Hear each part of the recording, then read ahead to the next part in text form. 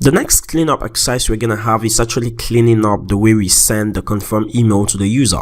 For now, what happens is when the user is trying to register, it's going to send the email at the moment. But we want to switch out this functionality to use Laravel's queuing system, okay? So that this email is actually sent behind the scenes and the user can navigate the website, normally have a great user experience rather than waiting for an email to be sent.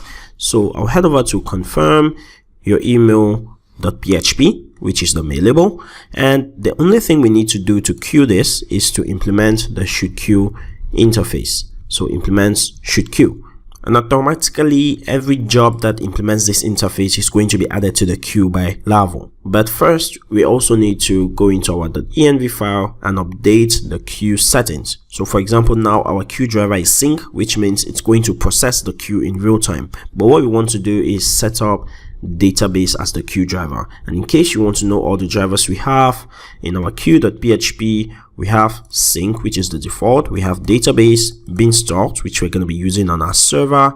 We have SQS, Redis, and we also have null, which means you'll just put off the queue. Okay, so we've set that up, and the last thing we need to do is actually set up a queues table, right? So php artisan queue table, and what this will do is that it's just going to create a migration, and this migration is going to create a table called jobs. So if we head over to create jobs table, which is the newly created migration, it would simply put information about the queue such that every time we push something into the queue, it's going to save a new job and then we can process it in real time. Okay, so for now, since we've already queued that email, let's go ahead and try to register a new user.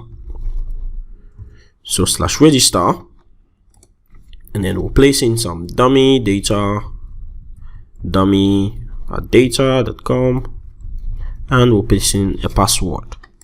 When we click on register, we have this error that says base tool of view not found. Okay, so that's because we didn't migrate to our database so that we have the queues table right there. But actually, this shows us that we are actually trying to put in something into the database rather than sending the email. Okay, so I'm just gonna go back to my terminal and run php artisan migrate.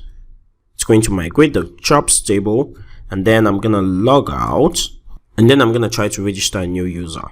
Okay, so I'm just gonna say fake user, fake user.com, pass in a password, click on register, and we see in a second, less than a second, we receive the response, welcome to your dashboard. Okay, so that's what we want, but that email has not been sent, right?